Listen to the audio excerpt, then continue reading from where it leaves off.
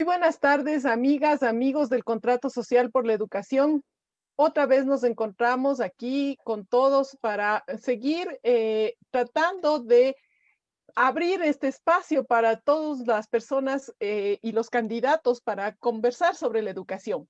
Consideramos nosotros que la educación es el tema que debe definir el futuro del país y por eso, como ustedes saben, hemos estado realizando ya esta serie de foros con los candidatos y a la presidencia de la República para conocer de su propia voz cómo miran la educación, cómo están viendo el panorama que nos toca vivir en estos tiempos difíciles y qué perspectivas nos plantean al país frente a esta situación. Queremos saludar antes de comenzar esta tarde a los oyentes que en la última emisión han sido más de 70,000 personas y les damos un caluroso saludo. Gracias por conectarse, gracias por estar, gracias por saber que la educación es el tema que necesitamos trabajar como país.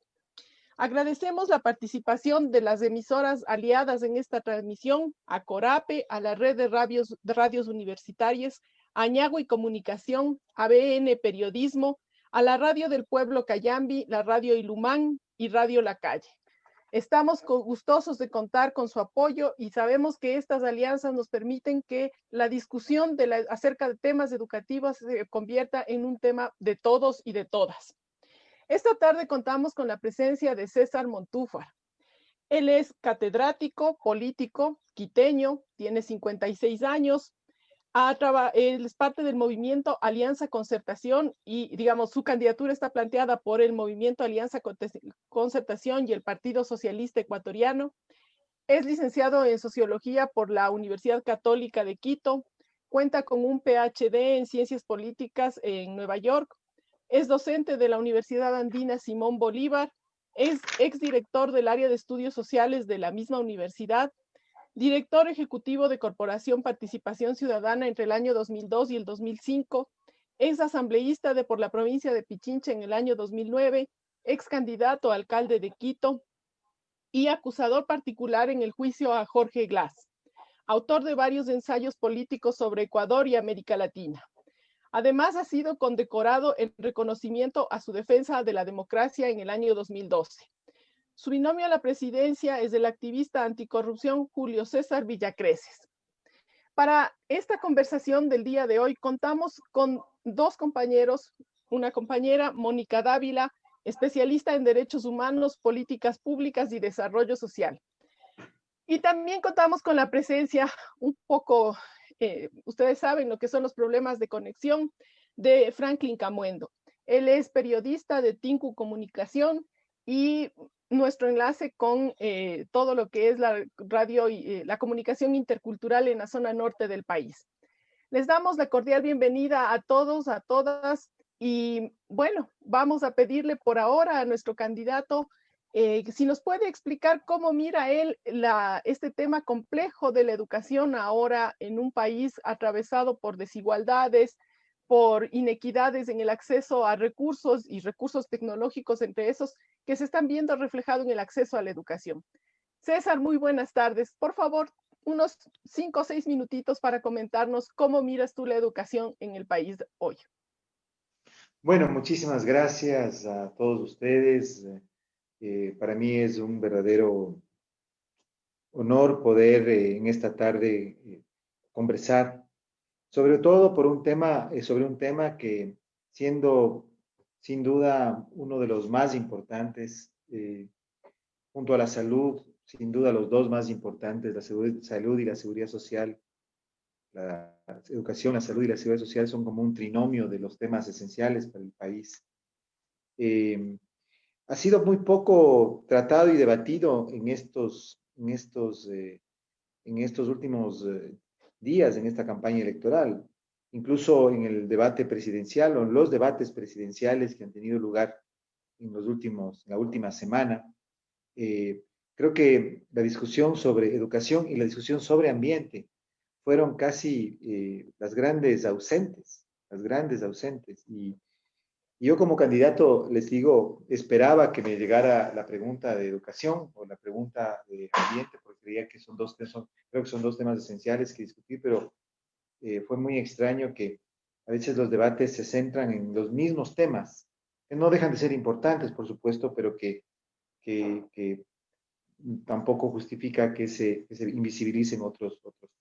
Sobre todo porque yo creo que la educación en el Ecuador, la educación básica, el bachillerato y también la educación superior, sin duda atraviesan una de las crisis más graves, o más bien es uno de los sectores donde más fuerte ha golpeado la actual crisis, diría yo. Y eso por múltiples razones. La una, porque evidentemente yo diría que en este momento podemos afirmar con frustración y hasta con tristeza que el derecho a la educación en el Ecuador es un derecho que seriamente está limitado y se ha deteriorado acelerada y ostensiblemente en los últimos tiempos y sobre todo en el último año. Como tú decías hace un momento, Gabriela, eh, hoy posiblemente más de o alrededor del 50% de niños y jóvenes ecuatorianos que no tienen acceso a conectividad, que no tienen cobertura de Internet o no tienen los dispositivos electrónicos para conectarse, sencillamente han quedado excluidos del proceso educativo.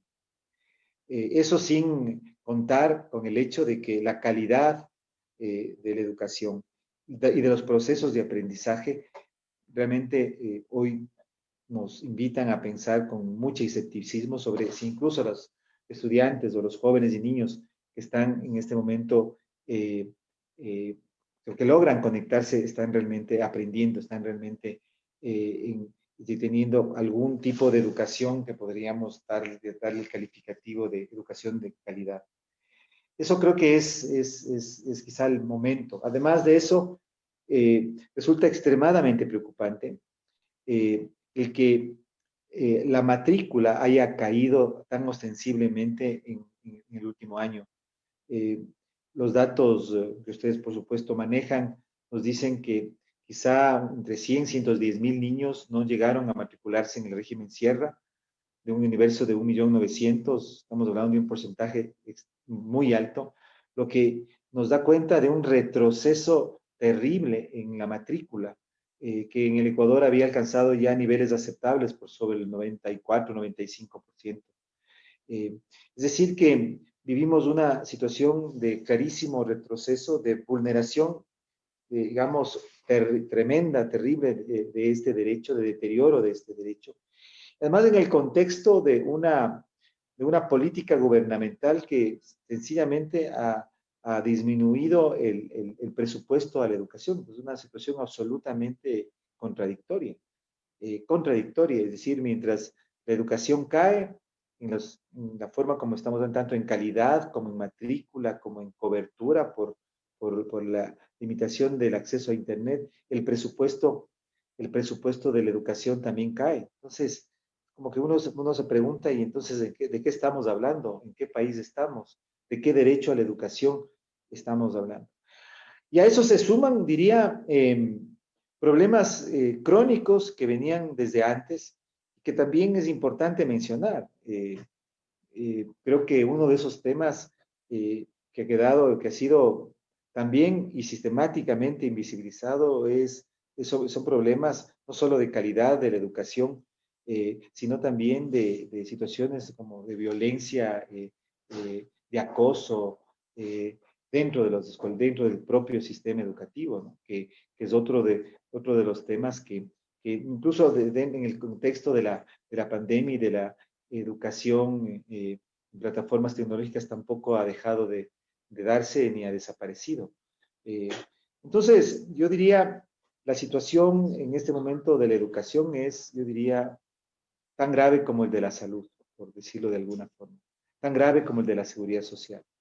Y, y creo que cualquier estrategia, y en mi plan de gobierno hay algunos temas y algunas propuestas al respecto, pero cualquier estrategia que en este momento se considere para resolver el tema de la pandemia, para pensar en la reactivación que el Ecuador debe comenzar o generar en el futuro próximo, debe pasar por un proceso de reforma educativa que al menos tope estos y otros temas que están dentro de la agenda de reforma de la educación.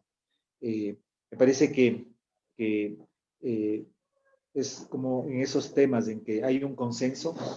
Nadie, me parece que en la sociedad ecuatoriana, ni en la clase política, peor en los candidatos, no va a dejar de reconocer quizá todo lo que en este momento estoy mencionando, pero lastimosamente ya en el momento de gobernar, en el momento de decidir, en el momento de legislar, todos estos aspectos quedan solamente en la propuesta y lastimosamente el Ecuador hasta ahora no da el salto que debería dar en perspectiva de consolidar un sistema de educación pública como el que debería tener un país que pretende tener un sendero y una visión de futuro en el corto y mediano plazo. Eso diría como para comenzar, me parece que ya se me agotaron los 6 minutos y muy contento de conversar con ustedes y posiblemente quizá después profundizar en estos y en temas que están en el plan de gobierno. Yo he hecho quizá una mirada a lo coyuntural, no tanto a la propuesta misma que está contenida en el plan que hemos propuesto, que hemos planteado, pero tal vez para comenzar esta discusión. Muchísimas gracias, César. Justamente me parece que tu puntualización toca los puntos claves. Y sobre esto, Mónica, me gustaría saber qué pregunta podrías plantear al candidato. Refiriéndome a la coyuntura que ha descrito César, sería interesante, entiendo que es un tema extremadamente complejo y ha señalado que esta propuesta más completa está incluida en su plan de gobierno. Sin embargo, le invitaría a hacer una aproximación sobre ¿cómo se podría asegurar el retorno? Porque estamos en una situación de emergencia. Entonces, ¿cómo se podría asegurar el retorno de las niñas, niños, jóvenes en general a las aulas? Y ¿qué pasos urgentes se deberían dar para ir acortando, reduciendo esta brecha creciente en la calidad de la educación? Y junto con eso, porque es uno de los temas también tratados, mencionados por César, ¿qué posibilidades, dónde se podría encontrar las fuentes de financiamiento? ¿Cómo se podría financiar una área tan prioritaria como esta? Porque están en riesgo varias generaciones. Gracias, Mónica. Los temas que plantea son tremendamente complejos y el último, sobre todo, es el más complejo. Voy a tratar por lo menos de al inicio abordar los dos primeros. A ver, yo creo, y esto es, digamos, quizá un giro que yo he dado en mi propuesta política en este momento, y ya estamos en la recta final, podríamos decir, de la campaña, un poco resultado de la situación crítica que vive el país de orden sanitario, que la prioridad del próximo gobierno debe concentrarse en resolver el problema sanitario.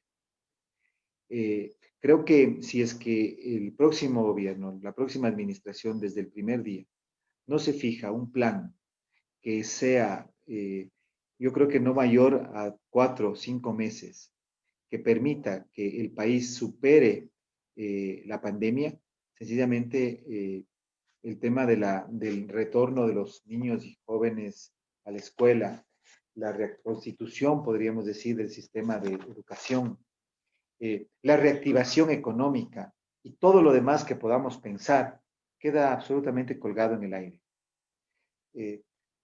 Partamos del hecho de que en este momento 50% de los niños, niñas, adolescentes prácticamente no acceden al derecho a ejercer su derecho a la educación. Partamos de que la calidad de la educación que reciben aquellos que sí están conectados es poco menos que mala. Entonces, lo que tenemos que hacer es superar la pandemia para poder retornar a un... A mí no me gusta hablar a la normalidad porque me parece que hay una, una situación que no me parece todo convenido, no describe bien a lo que deberíamos retornar, pero sí vamos a retornar a una cierta recuperación de las actividades habituales y normales de un país fuera de una pandemia. Entonces, es urgente que resolvamos el tema de la salud.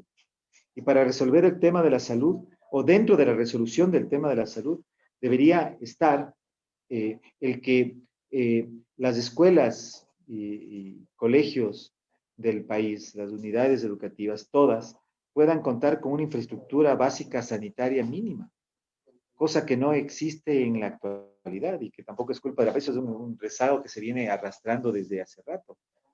Entonces, ¿cómo resolver el tema de la pandemia? Yo creo que eso debe resolverse por un lado, con un cambio en la estrategia de contención que el gobierno, me parece a mí, con un mal criterio ha venido llevando a cabo. Y solo que recordar que el Ecuador es el segundo país en el mundo con más muertes en exceso en el año 2020, después del Perú. Eso quiere decir que la estrategia anti-COVID del gobierno fue un verdadero fracaso. Entonces hay que cambiar esa estrategia, pero sobre todo hay que iniciar un plan de vacunación. Ese plan de vacunación implica, según los técnicos, que debemos vacunar al menos al 12%, a 12 millones de ecuatorianos, aproximadamente el 70% de la población, para lo cual necesitamos 24 millones de vacunas. Un plan que posiblemente le cueste al país unos 500 millones de dólares, que debe ser además realizado de manera urgente, porque si dejamos que la vacunación sea un año y medio, sencillamente seguiremos en esta situación que estamos y que hemos vivido desde el año pasado. Mi propuesta es que nos concentremos hasta el mes de septiembre en movilizar a todo el país, movilizar todos los recursos que podamos movilizar para detener la pandemia, para superar la pandemia. Y que ese es el preámbulo para que los jóvenes niños puedan retornar a la escuela.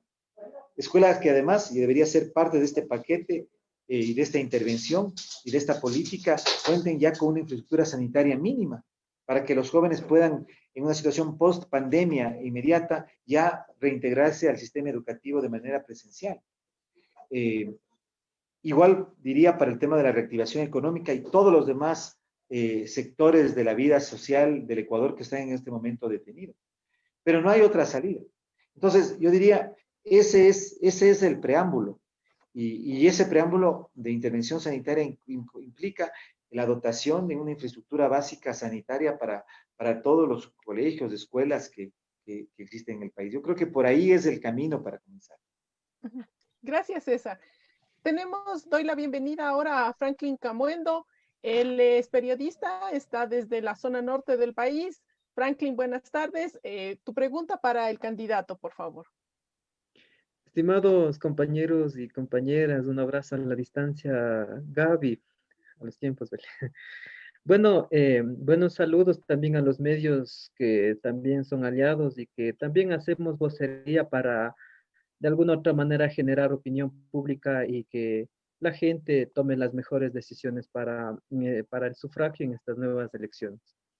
Creo que empezar, si hablamos de educación y salud, son temas muy complejos en el Ecuador. Yo más...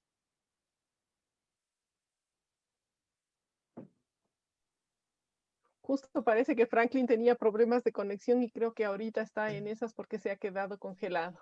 ¿Puedo yo hacer una pregunta, Gaby? Si es que cuando tú digas. Si me permites, porque también teníamos una pregunta prevista desde el contrato. César, ¿cómo analizas tú la situación de los docentes en este momento? ¿Cuál es tu perspectiva de la situación de los docentes en este complejo momento que vivimos? Bueno, lo primero yo creo que, y eso es algo que yo he vivido, además en lo personal, el salto no programado, sorpresivo de la educación presencial, yo no diría la educación virtual, pero a una educación basada o sustentada en plataformas digitales es traumático, es traumático.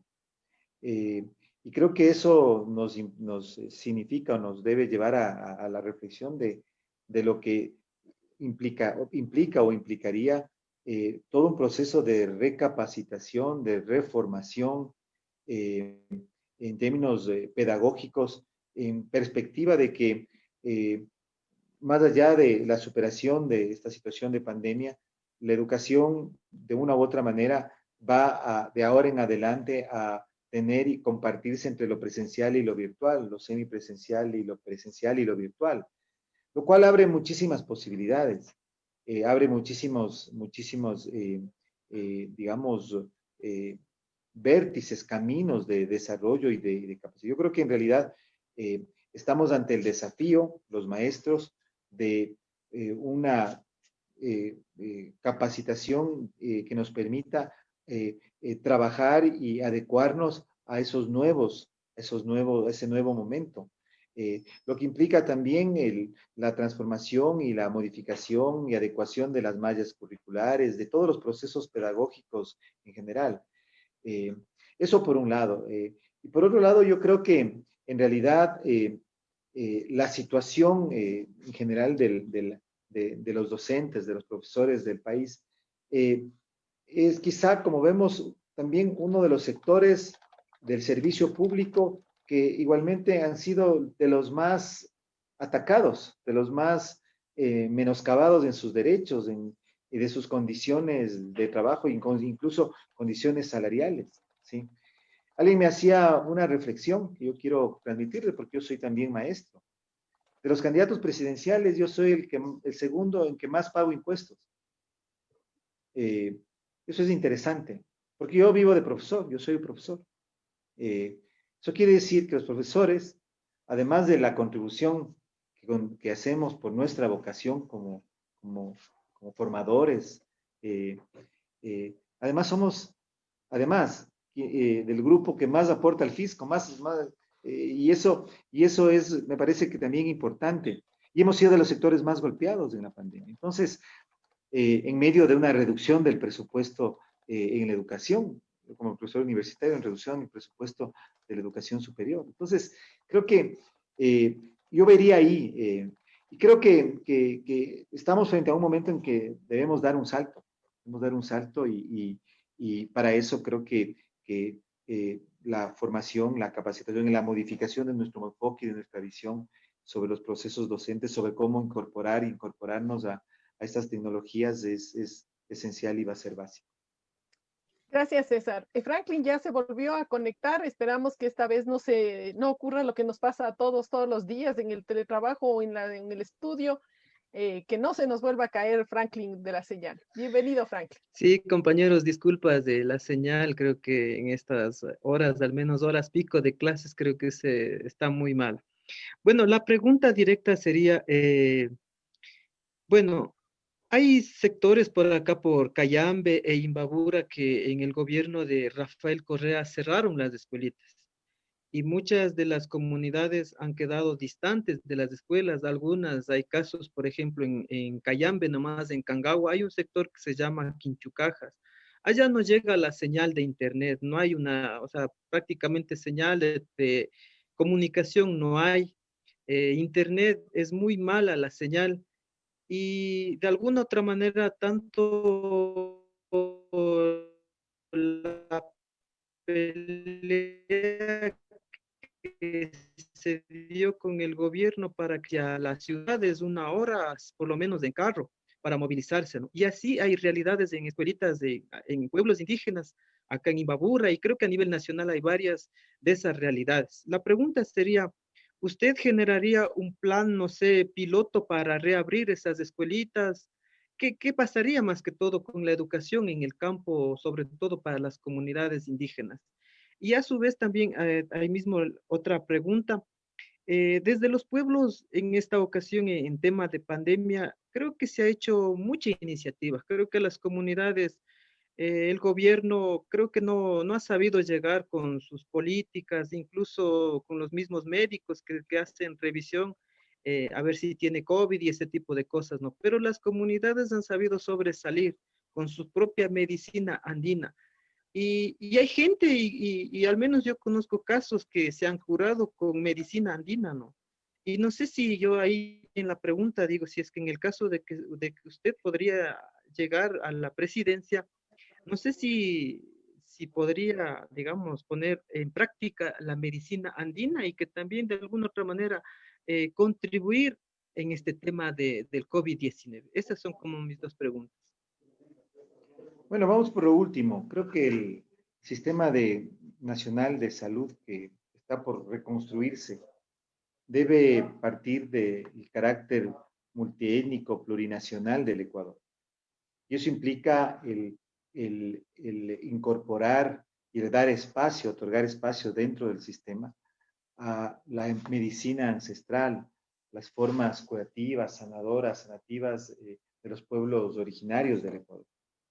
Creo que eso es una de las deudas todavía pendientes en el país, eh, eh, especialmente en el sistema de salud pública, en el sistema nacional de salud. Así que yo te diría desde mi perspectiva, vamos a abrir todo el espacio posible para que eso sea realidad. Hablábamos hace un momento precisamente de que uno de los grandes problemas que el sistema educativo del país afrontó y sigue afrontando durante la pandemia fue el tema de las dificultades de conectividad. Y eso implica que una de las prioridades que tendrá que llevar adelante el próximo gobierno va a ser precisamente el garantizar un acceso universal al Internet, especialmente en los sectores rurales y semiurbanos, que son precisamente aquellos que más déficit y mayores limitaciones tienen. ¿Cómo hacerlo? Está el tema principal. Y ahí volvemos quizá a la pregunta de Mónica que no respondí, que voy a responder. Eso pasa por una inversión que tiene que hacer CNT, el Estado ecuatoriano. Yo no soy partidario de vender la empresa nacional de telecomunicaciones en función de sustituir la ya arcaica fibra óptica que ya tiene casi 20, 25 años de funcionamiento, para que desde allí pueda el país tener acceso a Internet de más velocidad, de mayor tecnología, 5G. Eso es lo que el Ecuador debe hacer.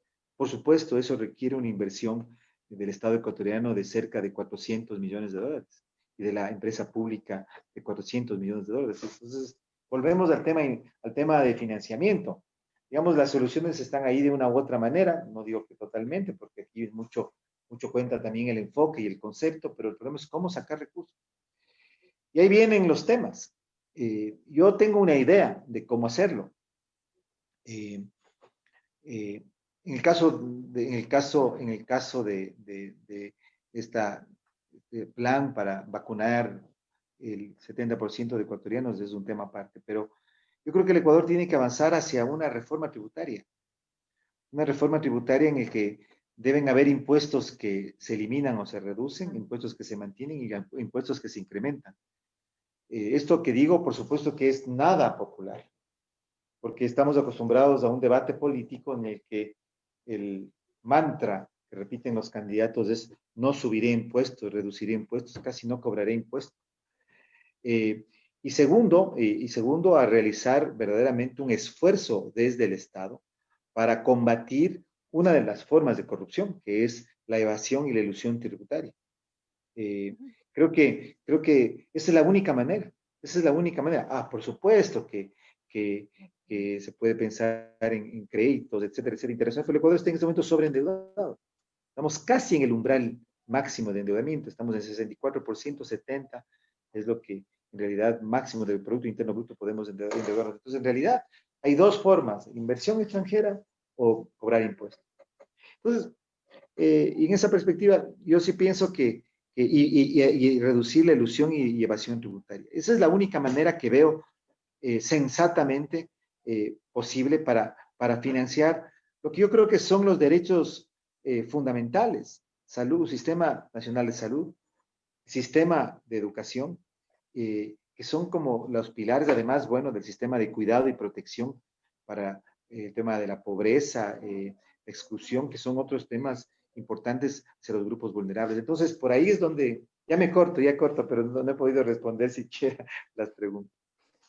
Gracias, César. Disculpen, siempre me toca hacer el peor papel, que es el de controlar los tiempos. Entonces, disculpas a todas, a todos por eso. Bueno, antes de continuar, queremos saludar a los amigos y amigas que nos escuchan desde Loja, desde Manabí, desde Azuay, en Chimborazo, aquí en Pichincha, en Guayas. Realmente muchas gracias por estar presentes aquí con nosotros esta tarde. Es un tema que nos atañe a todas, a todos, a nuestros hijos, al futuro del país. Y gracias a los candidatos que han aceptado esta invitación para debatir este tema, como bien señalaba el candidato que ha estado ausente en otros debates. César, nos gustaría ahora saber algunos puntos básicos de tus propuestas concretas acerca de la educación. ¿Cómo piensas trabajar la educación? ¿Cuál es tu agenda, de alguna manera, la agenda que tienen prevista en caso de ganar para la educación? A ver, hablaba hace un momento el tema de la conectividad. Conversaba hace unos días, no creo que sea una infidencia, yo tengo una muy cercana y de muchos años de amistad con Milton Luna. Y Milton me decía algo que está en nuestro plan, pero que quizá deba ser matizado, ¿sí? Eh, Porque hoy se habla mucho de esta articulación entre tecnología y educación, que por supuesto es evidente, pero Milton agregó un adjetivo que me parece que es importante: tecnología pertinente y educación, porque no toda la tecnología es lo mismo. Eh, en nuestro plan, digamos, nosotros ponemos mucho énfasis en este matrimonio, por decirlo de alguna manera, lo cual implica inversión en conectividad, implica eh, pensar en la formación, la capacitación de los maestros, en el cambio de los programas, de los procesos pedagógicos, de las mallas curriculares en función de esta adaptación. Yo creo que ahí hay un tema central. Otro, me parece a mí, es el tema de la descentralización. Los procesos de educación manejados de manera centralizada, centralista, como lastimosamente predominan, están condenados a lo que tenemos en este momento: una hiperburocratización e ineficiencia en la calidad del gasto y en el gasto. Yo creo que tenemos que avanzar hacia la descentralización el sistema de educación. Y creo que allí es importante el definir las competencias tanto de cada uno de los niveles de gobierno, así como el financiamiento. Un tercer elemento que nos parece fundamental, y quizás está vinculado al primero, al de la capacitación de los maestros, es que cualquier proceso de reforma educativa tiene que incorporar a los actores, no es algo que puede ser ajeno a los actores. Eh, Cuando uno oye a los candidatos presidenciales, y es una de las cosas que yo me preguntaba a mí mismo mientras estaba participando en estos debates, es esta idea de que el candidato, el presidente o el gobierno hace y se trata de hacer una competencia entre las mejores propuestas, como que cualquier idea que uno tenga, cualquier plan que uno quiere ejecutar, cualquier propuesta que uno piensa ejecutar, no incorpora, no existe, existiría en el vacío, no existe en el vacío, hay actores. Y en la reforma educativa hay tres actores importantísimos: los docentes, por un lado, los estudiantes, por supuesto, y los padres de familia. Entonces, la reforma tiene que, por lo tanto, ser resultado de un acuerdo, de una concertación, de fijar ciertos mínimos objetivos entre todos los actores, ¿sí? Porque de lo contrario, entonces estamos actuando en el vacío. Estamos actuando en el vacío y toda, por más buena que pueda ser una idea, sencillamente está condenada a fracasar. Y por último, yo diría el tema de encontrar el financiamiento. ¿Cuáles van a ser las fuentes de financiamiento? Y eso alude a la pregunta que me formulaba al inicio de esta conversación Mónica, ¿sí? Yo di una pregunta y di una respuesta parcial. Dije que había que hacer una reforma tributaria y que había que eh, determinar algunos, digamos, generar una estructura tributaria en que algunos impuestos se mantengan, otros se reduzcan o se eliminen y otros que se incrementen, lo cual es grave. Yo creo pero lo que yo creo es que tenemos que retornar al modelo que quizá no funcionaba tan bien antes, pero que hay que hacer lo que funciona ahora: es que exista un fondo específico para la educación, que tenga sus propias fuentes de financiamiento y que no sea manipulable, que esté blindado no me gusta satanizar a la política, pero voy a utilizar esta frase solo por hacer lograr que me comprendan un poco mejor. Blindado de interferencias políticas. No me gusta la frase porque, siendo político, no me gusta ser antipolítica, pero digamos blindada de intereses, digamos, coyunturales, ¿sí? Entonces, la educación debería tener, igual que el caso de la salud, yo para la salud propongo más o menos lo mismo: tiene que tener un fondo que además sea manejado de manera transparente, que tenga su propia lógica de funcionamiento y que garantice que el sistema educativo pueda cumplir sus metas y sus necesidades de financiamiento. Y que ese fondo pueda ser nutrido de determinadas fuentes. En el Ecuador, por ejemplo, hay una enorme discusión sobre sí o no a la minería. Yo no soy un candidato antiminero, sí creo, y en eso soy inflexible, de que la minería debe darse bajo ciertas condiciones, los más altos estándares ambientales, no afectar fuentes de agua, no topar zonas ambientalmente y sensibles en su biodiversidad y ser resultado de una consulta previa vinculante. Pero si logramos que, por ejemplo, proyectos de explotación de recursos naturales con esos estándares ambientales generen recursos que puedan ser destinados específicamente a financiar la educación o la salud, y que este financiamiento se maneje por fuera del presupuesto, de los vaivenes coyunturales del presupuesto, y que financie de esa manera las necesidades del sistema educativo, me parece que es una idea que puede funcionar y que además no estoy inventando yo ha funcionado en muchos países del mundo, pero la educación debe tener, como la salud, debe tener fuentes de financiamiento independientes y que además tengan una lógica distinta al manejo coyuntural o político, lo digo con reservas, con el que se maneje el presupuesto.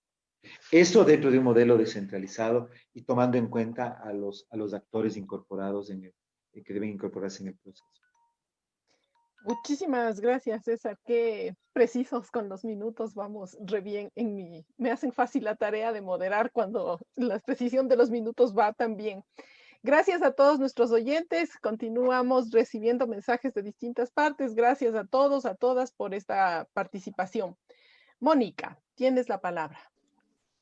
Gracias César por darnos información sobre cuáles podrían ser los desafíos, cómo se podrían atender los desafíos del financiamiento, porque normalmente pues, puede haber excelentes ideas en materia de política pública, pero un problema, ¿no? Un problema enorme es cuál es, por dónde, cómo se financia, y es un tema complejo más en el contexto en que vivimos en el país. Entonces creo que es una pregunta crítica clave para todas las propuestas de gobierno que tenemos en la actualidad y no solamente en el área educativa, en todas.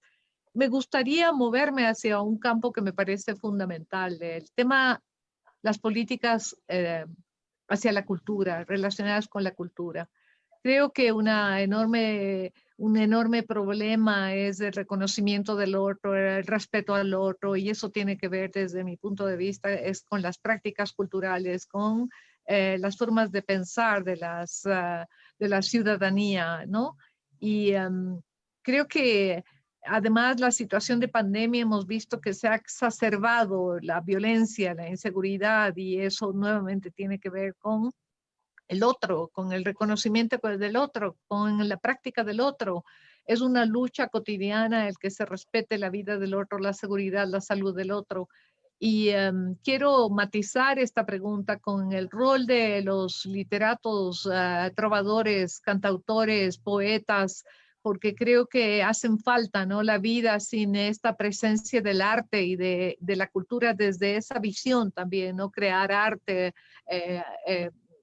permitirnos un ocio creativo, edificante. ¿Cómo conectar esta necesidad de cambios profundos culturales entre las relaciones con las personas desde la política pública y también visibilizar el rol fundamental que debe tener los artistas en general, ¿no? A los que me refería antes, y todos los que estén dispuestos a hacernos la vida más grata?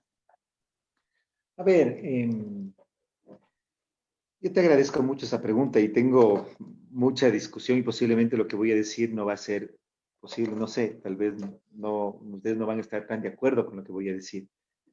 Pero yo parto de lo que creo que sí vamos a estar de acuerdo, que la política cultural debe buscar mecanismos para financiar el soporte para el desarrollo de todas las artes, de todas las manifestaciones de la cultura en un país multiétnico y pluricultural, sin injerencia estatal, o buscando que la injerencia, o más bien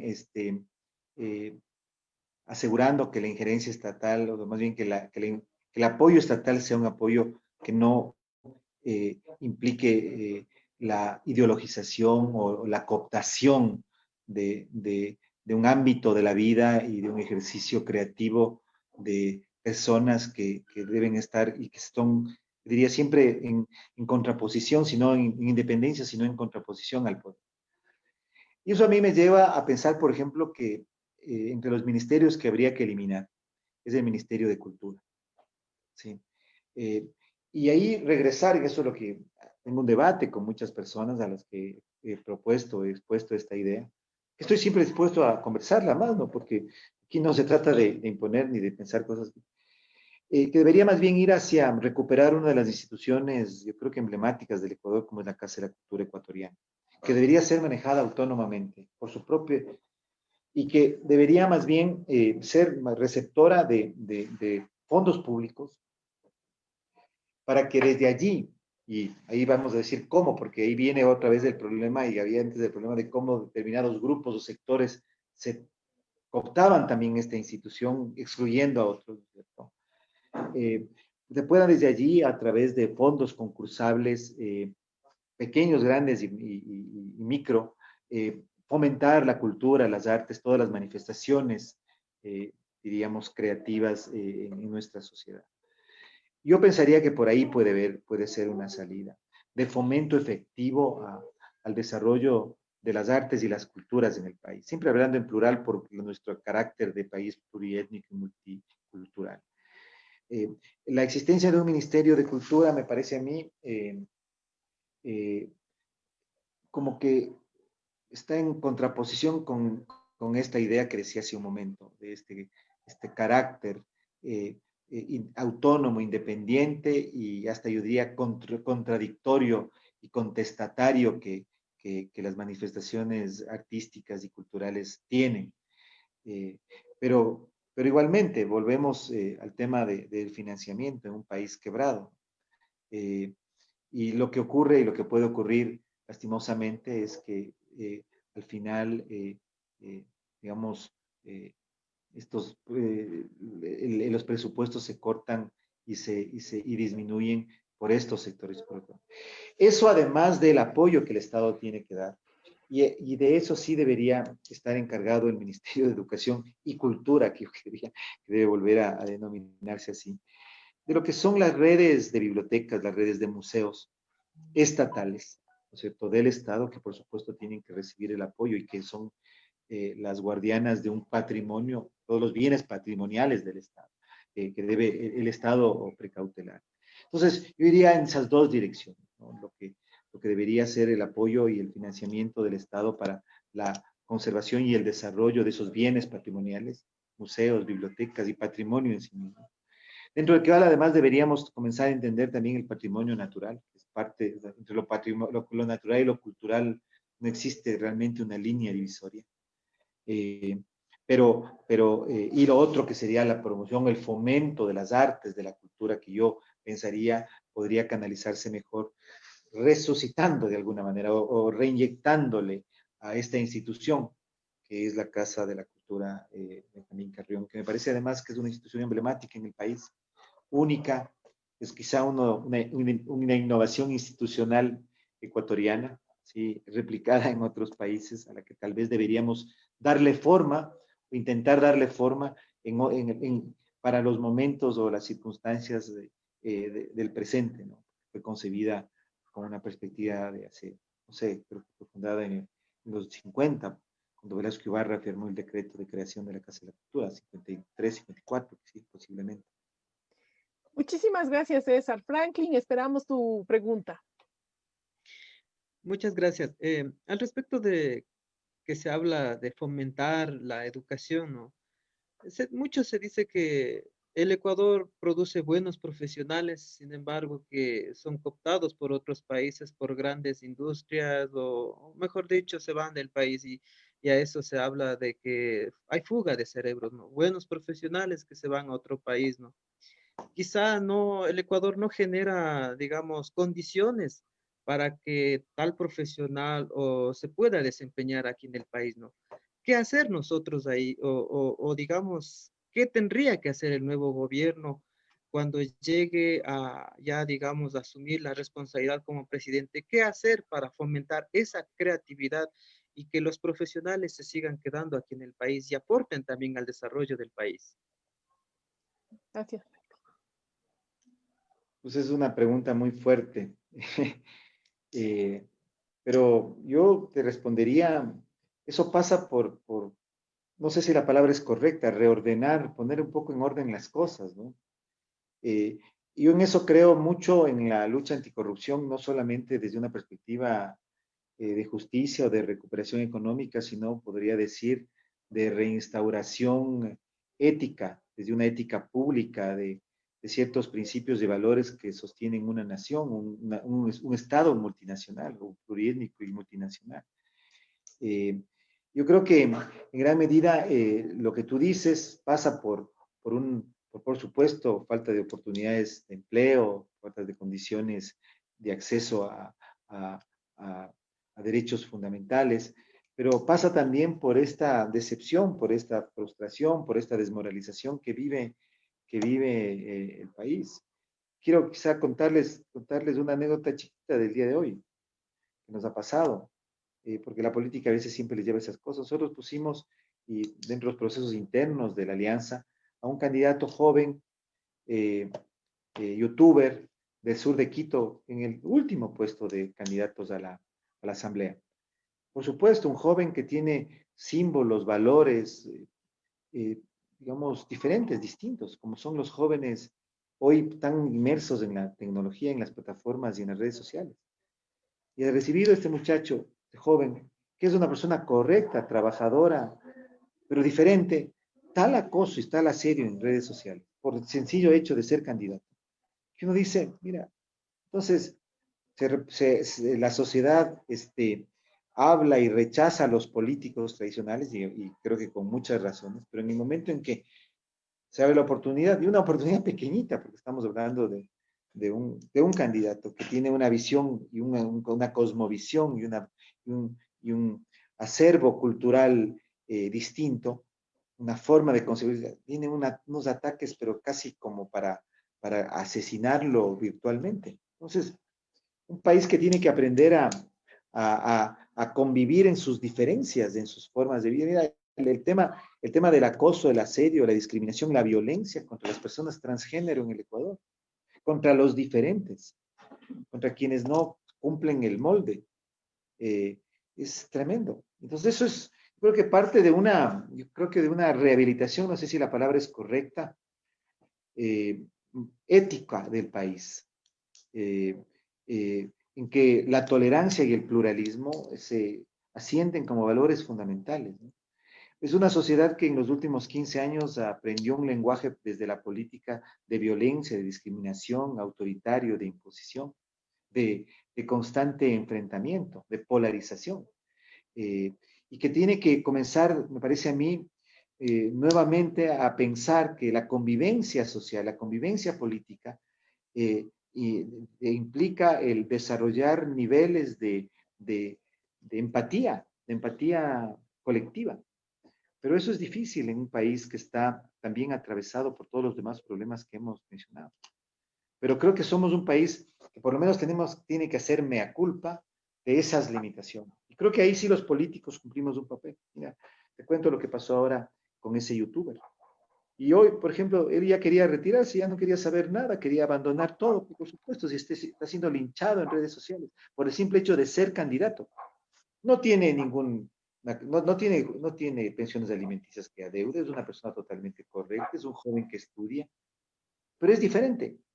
Y por ser diferente, imagínate, pero él ya quería votar todo. Yo creo que ese tipo de cosas son parte de las formas de interrelacionamiento que debemos erradicar, ¿no? Lo que vimos hace poco, ¿no? Con ese profesor de la Universidad Central que a gritos agrede de manera inaceptable a una estudiante. Eso es muy común, no tengo que decirles, ustedes conocen más. Tema de violencia y de género, violencia incluso sexual en el sistema educativo. son temas muy fuertes, muy duros en una sociedad que en muchos casos solo piensa y acepta un molde. ¿Sí? Pero para eso es la acción política, para eso es el debate público. Y frente a eso hay que, me parece a mí, actuar con energía, con fuerza y decir las cosas con determinación, con respeto siempre, pero con determinación y con firmeza. Eso te digo, pero yo creo que hay aquí una dimensión cultural en que los políticos, yo creo que un político es siempre un pedagogo, no solo porque yo sea profesor, sino porque, por eso pongo tanto cuidado en las palabras que utilizo, porque cada palabra significa muchas cosas y puede derivar en otras conclusiones. Muchísimas gracias, César, por tu participación y por tus palabras. Eh, Agradezco nuevamente a nuestros aliados del día de hoy. Estamos llegando al fin de nuestro foro. El tiempo es siempre una limitación grande, pero nos quedamos con el mensaje de César, de esos 4 ejes que él propone para plantear la educación, del tema de capacitaciones, cómo incorporamos la tecnología, qué tecnología, cuándo, cómo, dónde en nuestra realidad educativa, el tema de la gestión descentralizada, la incorporación de los diversos actores en las propuestas de diseño de lo que es la educación y cómo financiamos estas propuestas novedosas. César, un mensaje final para que nuestros oyentes de todo el país no se queden. Bueno, yo me quedo un poquito frustrado porque me hubiera gustado oírles más. Yo creo que en mi plan hay muchísimos vacíos que posiblemente, no posiblemente, que hay que llenarlos y qué mejor que con ustedes que conocen y han vivido de cerca la transformación y las sucesivas intentos de reforma que ha tenido la educación en el Ecuador. Así que me quedo un poquito como frustrado porque hubiera querido hablar menos y aprender más. Pero estoy seguro que cuando ya estemos en la segunda vuelta nos vamos a poder reunir y ahí entonces podremos profundizar con mucho más detalle y tiempo todas estas propuestas. Así que muchísimas gracias a ustedes por la invitación. Y me faltó que en el currículum, faltó que mencionaras que en mi currículum, yo soy uno de los cofundadores del contrato social. Claro, entonces, Perdón. eh, generalmente no aparece eso, pero yo siempre pongo también. Yo estuve en el contrato social un buen tiempo, hasta que ya, desde sus inicios, me parece que sería en los años 97, 98, que inició el contrato social, y después ya, por supuesto, cuando ya estuve más de lleno en la actividad política, pedí licencia que me retiraba, porque por supuesto es un organismo de la sociedad civil no partidario. Entonces, solamente eso. Así que nos vemos en una próxima reunión pasado el 7 de febrero, cuando ya estemos en la segunda vuelta. Muchas gracias, César. Amigos, amigas, queremos comentarles, además de que hemos invitado a los candidatos Lazo y Arauz, pero que lamentablemente no hemos encontrado respuesta de ellos. Hemos insistido en varias ocasiones, hemos tocado sus puertas. Lamentablemente no tenemos respuestas y creo que como país nos quedamos con esa deuda de parte de estos candidatos porque no sabemos todavía y no ha habido la oportunidad ni en los debates de conocer cómo miran la educación, qué están pensando. Y como les he dicho a lo largo de este encuentro, para nosotros pensar la educación es clave para pensar e imaginar el futuro que como país pensamos para nosotros y para nuestros hijos e hijas. Les agradecemos muchísimo, amigos, amigas, asistentes. Estaremos encontrándonos. Muchas gracias, César. Gracias, Mónica. Gracias, Franklin. Gracias a todas las personas que nos han escuchado en las distintas partes del país. Un saludo, un abrazo grande y nos estaremos viendo. Gracias. Gracias, muchas gracias.